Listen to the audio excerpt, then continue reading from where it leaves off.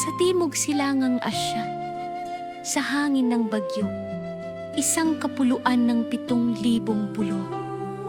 Dito, ang Pasko'y hindi lang isang araw.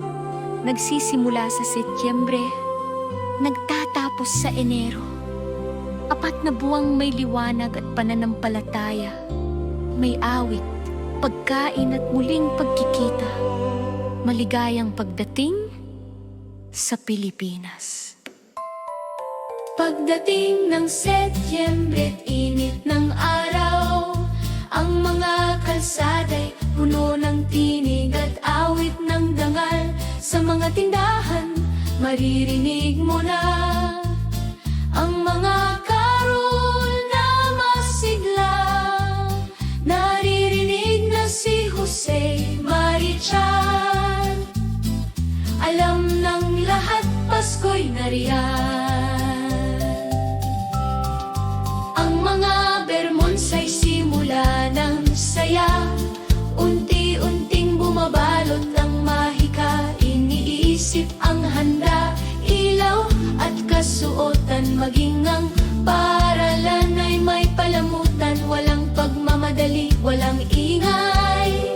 Dumarating ang Pasko sa payapang taglay. Dito sa Pilipinas, 4 na buwan ng Pasko. Umaawit, nananalangin, nagmamahalan tayo. Mga bituing papel, sumasayaw sa balkonahe. Pusong bukas sa pag-ibig at pag-asa sa tabi. Dito ang Pasko'y dumarating ng dahan-dahan. At marahil iyon ang pinakamahalagang laman. Sa mga bintana, kumikislap ang parol. Ginawa ng mga bata sa paralan ng simbol. Bambo, papel at sinulid na tali. Liwanag na payapa, tapat at saksi. Sa San Fernando, pista'y malaki. Mga higanteng parol, parang simbahan sa gabi. Sa 6 ng Disyembre, gigising ng maaga. 4:00 ang kampana'y bumabaga. Simbang gabi, 9 na umagang dasal. Awit, pag-asa at pangakong banal. Sabi nila, kung matapos ang 9 na misa, tupad ng langit ang hiling mong sinta. Dito sa Pilipinas, 4 na buwan ng Pasko.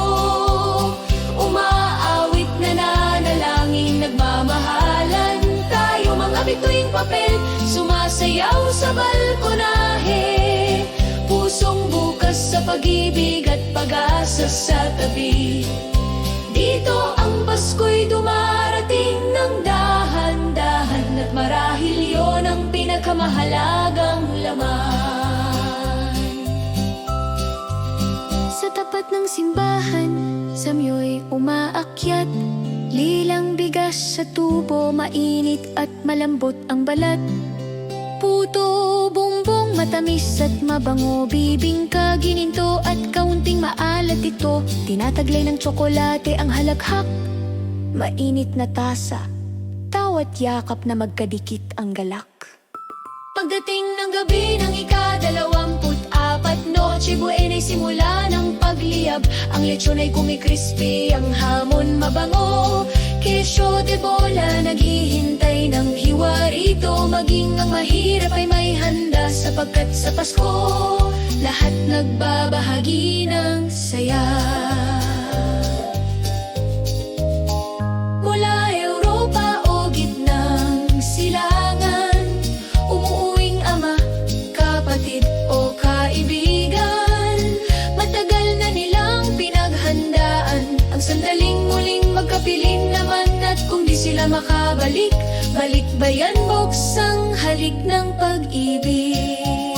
Dito sa Pilipinas, 4 na buwan ng Pasko.